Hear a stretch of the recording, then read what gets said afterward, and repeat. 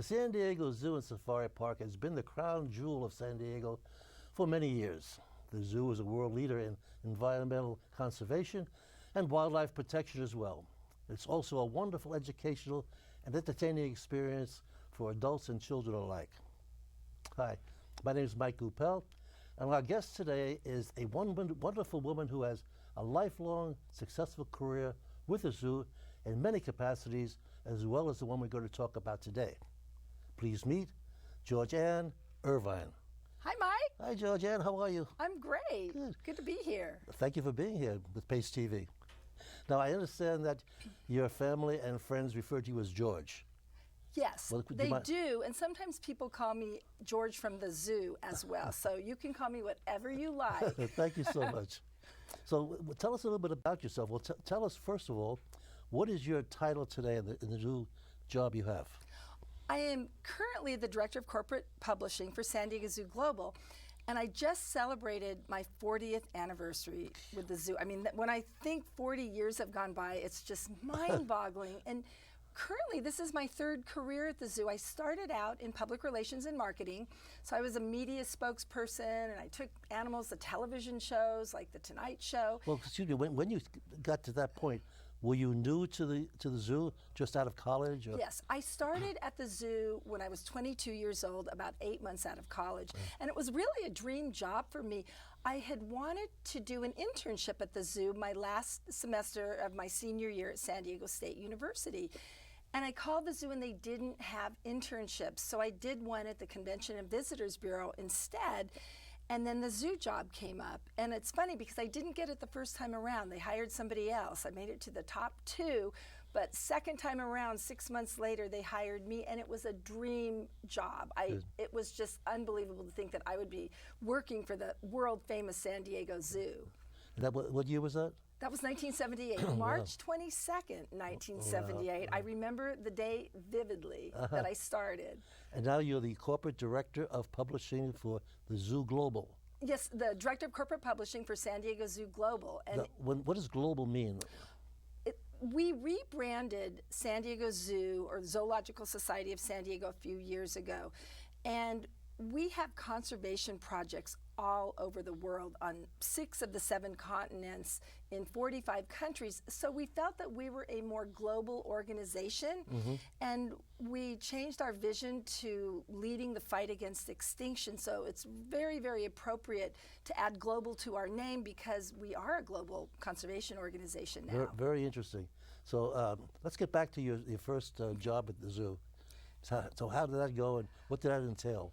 I started as a public relations assistant, and it's interesting because I know we'll talk about my children's books later, but I had a dream to write children's books, and one of my duties as the PR assistant was editor and writer of the Children's Koala Club News, so that really set me up for what I've been doing over the past few years. Now, Koala Club, that would be the koala from China? Or no? Oh, that's a panda. That's a panda. The koalas are from where? From Australia. Australia. And I used to take animals to the Tonight Show with Joan Embry. We went to all the different talk shows. And we went when Johnny Carson was still the host. That and must have been fun. Oh my gosh, it was amazing. And even then, I knew how special it was. And Joan is amazing on the air, and I was behind the scenes kind of coordinating the animals.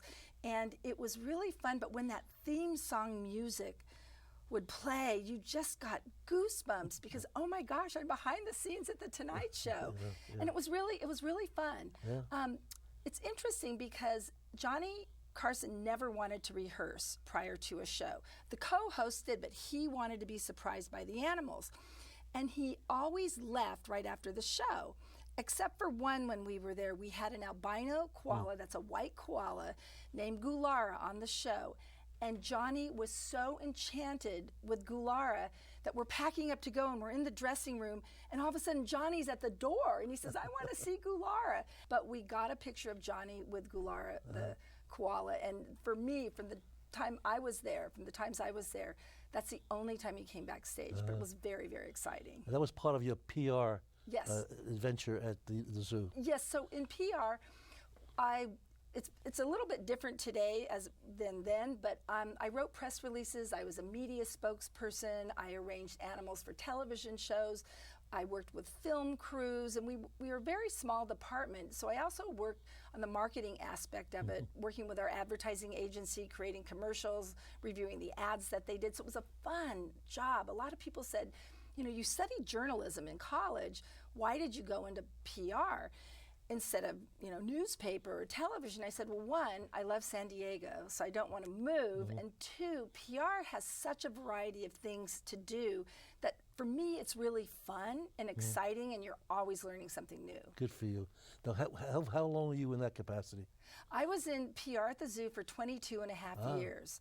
And there were many, many amazing things that happened. Like, we got the first pandas at the zoo for a very short-term loan in 1987 and 88. Now, you had to negotiate with the Chinese government for those, did you not? Yes, we did for our later panda loans. But yes, this one as well. And it was the first time pandas were in San Diego, and they were here for 200 months. And interestingly, Bossy, the female panda, celebrated a 35th birthday about 2 years ago. And our friends at the Fuzhou Zoo and Giant Panda Center invited me to China. So I went to China for this huge birthday, over-the-top birthday celebration for Bossy the giant panda, who had been at the zoo in 87, 88.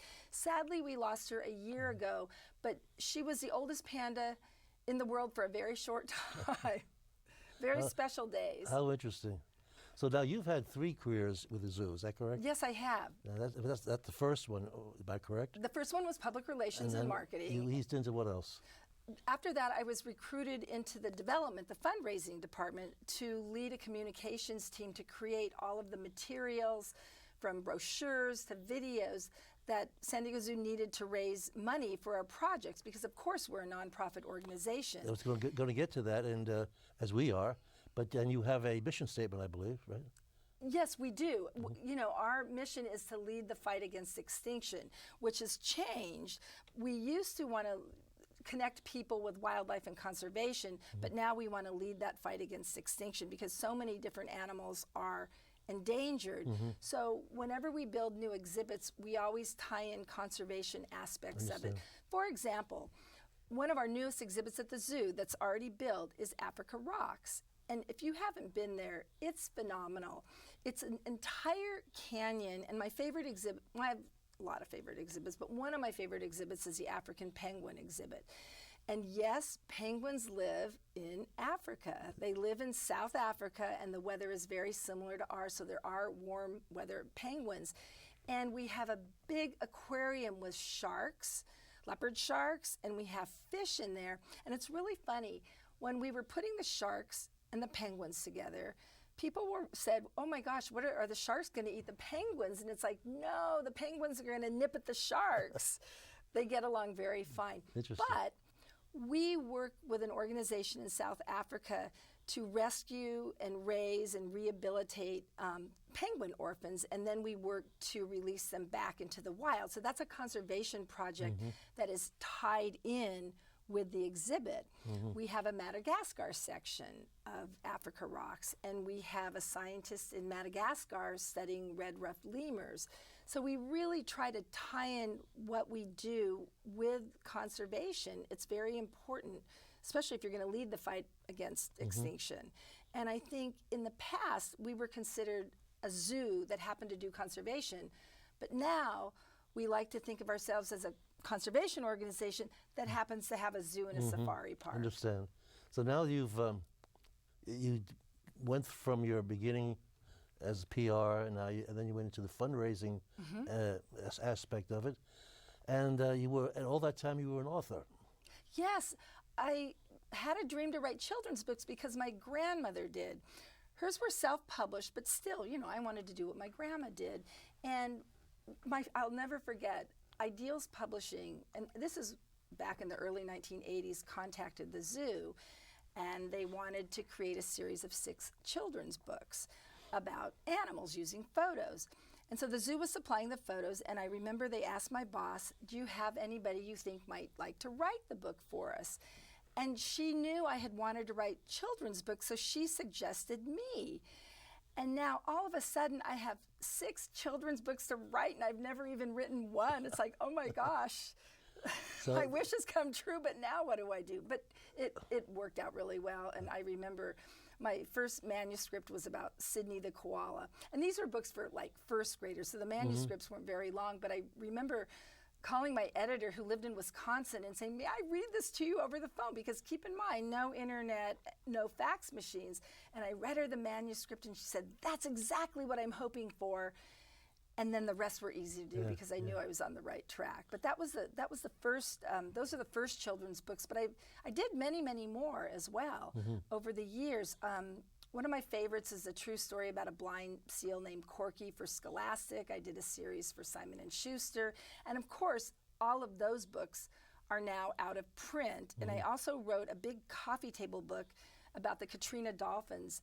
That, you know, with all the hurricanes we've been having, I think hurricanes are on people's minds. And when Hurricane Katrina hit the Gulf Coast of Mississippi, these 8 dolphins were washed out to sea because the storm surge was so high. It just went right over their 20-foot high tank. And so it's their story. It's a story of hope, really, and miracles. Now, am I correct in assuming that you give the animals a personality that people can relate to? Yes, most of my books are nonfiction. And the books I wrote early in my career, the Ideals books, they were giving animals a personality. But the ones after that, Corky the Harbor Seal, the Simon & Schuster books, the current books that I'm doing, I take real animal characters. And I feel that if children can identify with a specific animal, such as Karen the orangutan, which is one of our current books, they will get to know Karen, and that will inspire them to care about orangutans in general and wildlife. So I feel that if they can get to know an animal individually, they will, you know, learn to care about wildlife because they can relate. They can go to the zoo to see Karen and they can read about her in the book. And I think that it just creates a bond for children and that animal. And they have their own personalities. I don't have to create their personalities. But you relate them because you're aware of them. Yes, and I work very closely with the keepers. So I like to say that it takes a village to create the Hope and Inspiration books that have just come out for San Diego Zoo Global Press. And I interview the keepers, and then each story is illustrated with photographs.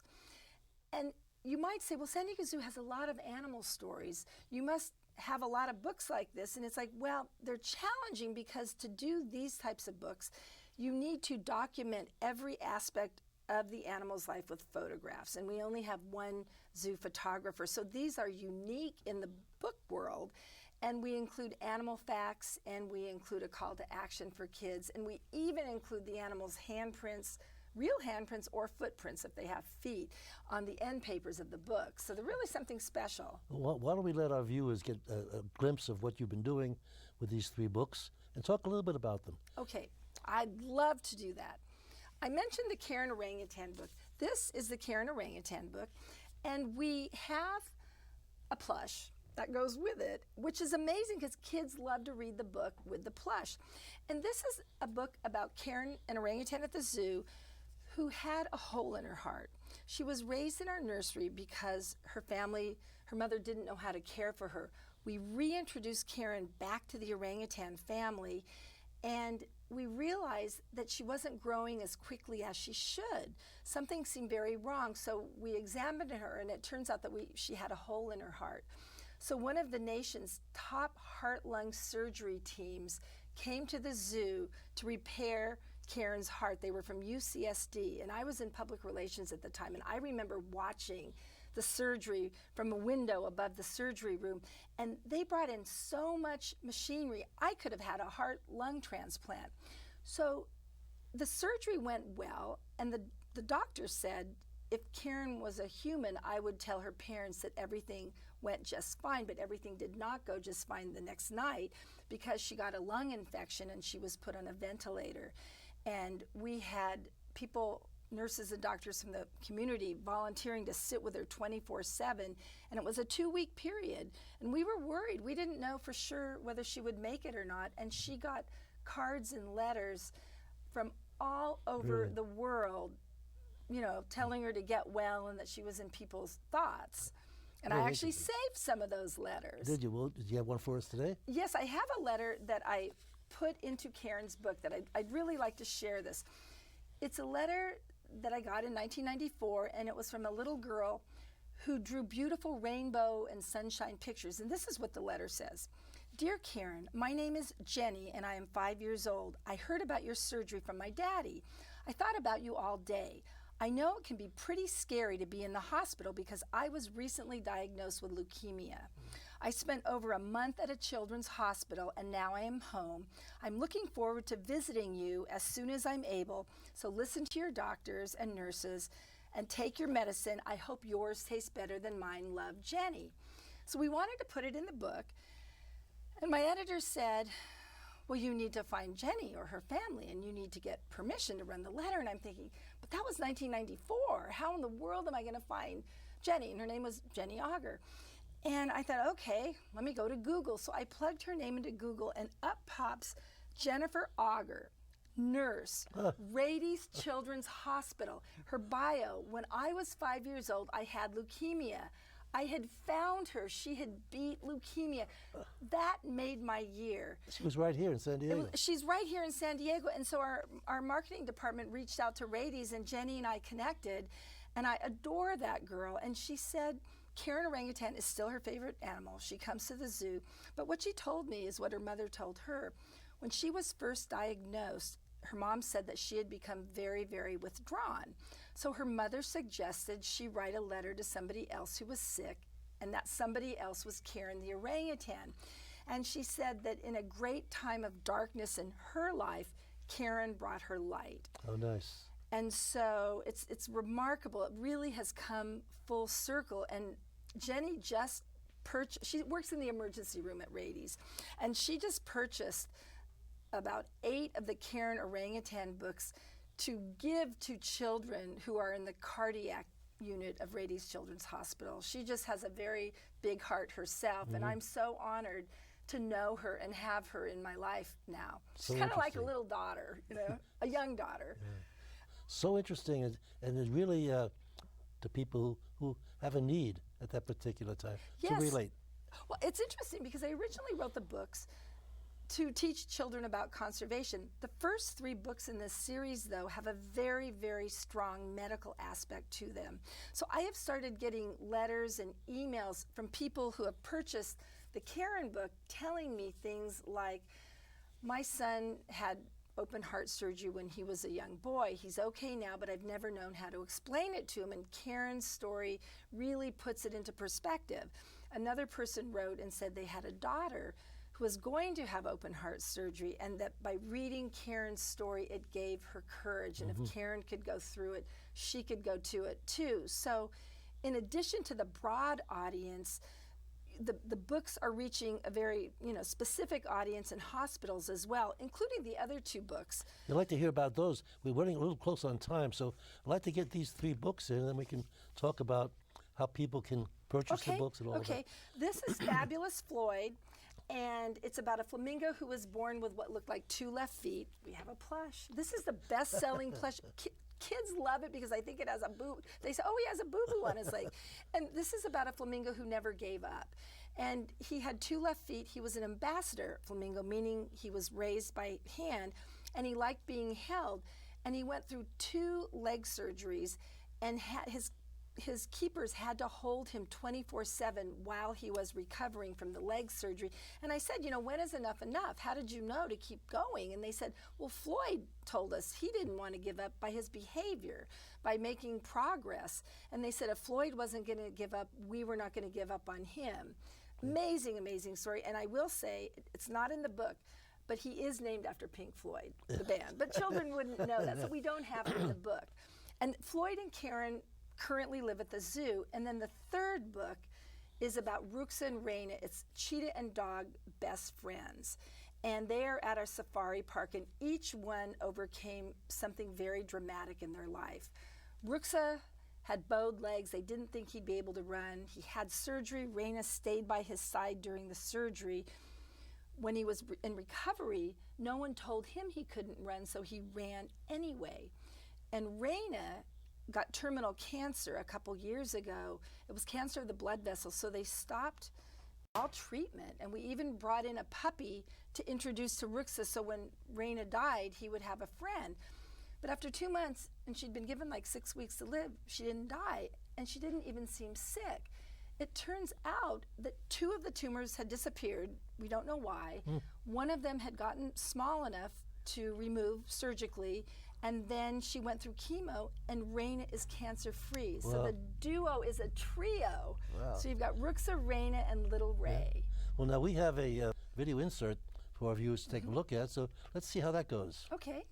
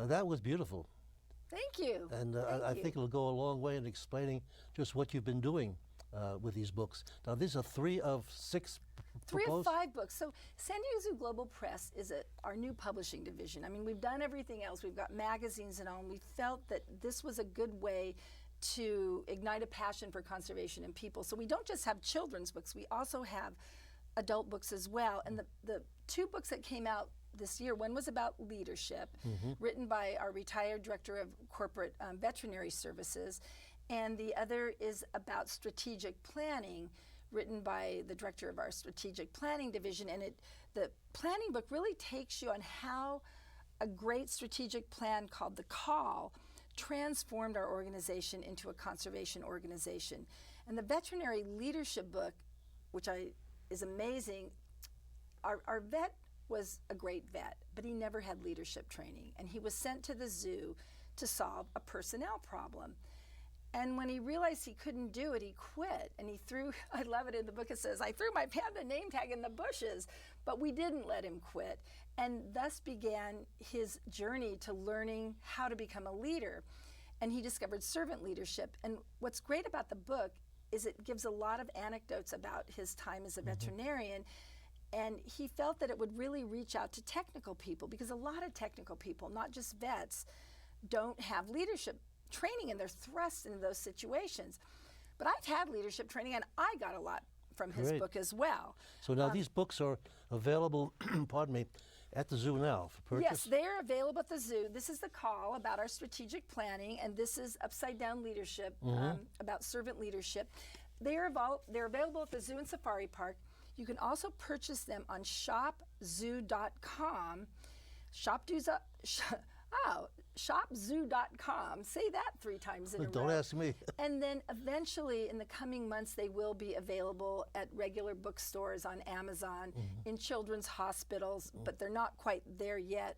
But you can get them at the San Diego Zoo and San Diego Safari Park. Wow, it's so interesting. Now, what do you look to see for the future for this project? We have many more books in the works. San Diego Zoo Global Press is just getting started. I am working on a series of 3 more of our Hope and Inspiration books, and they will be out next year. We're working on illustrated children's books, and so those are stories for younger children with a message in them, but you know, the animals talk in those books. I mean, they have to in a fictional book. And one of the books that I'm really excited about is, it's for adults, and it's about a former zoo director. Belle Benchley was her name, and she was the director of San Diego Zoo from the late 1920s to the early 1950s. And you've probably never heard of her, right? No. Well, at the time, she was one of the most famous women in the world. She was a best-selling author. She ran the zoo during the Depression and World War II, and not only did she keep the zoo afloat, but the zoo prospered. She was renowned in zoo circles, especially in Europe, but she never got the credit she was due. It's kind of like the movie Hidden Figures. You know, the women did the work, and they just didn't get the credit. So when this book comes out, I envision a movie. Well, we'll look forward to that. I'm excited about it. I'm sure it's going to be wonderful. And as a closing note, you need volunteers, you need support. You're a nonprofit organization, Yes. the zoo. Yes. So folks, enjoy the zoo. It's entertaining, it's educational. The books are fantastic. You'll be able to experience this lady's wonderful work. Thank you so much for tuning into Pace TV. Georgianne, thank you so much for being part of this. We appreciate it, taking time out of your busy day to spend some time with us. Well, thank you for letting me share San Diego Zoo stories. That's my passion, as you can tell. Thank you so much. And ladies and gentlemen, thank you for tuning in. Have a good day.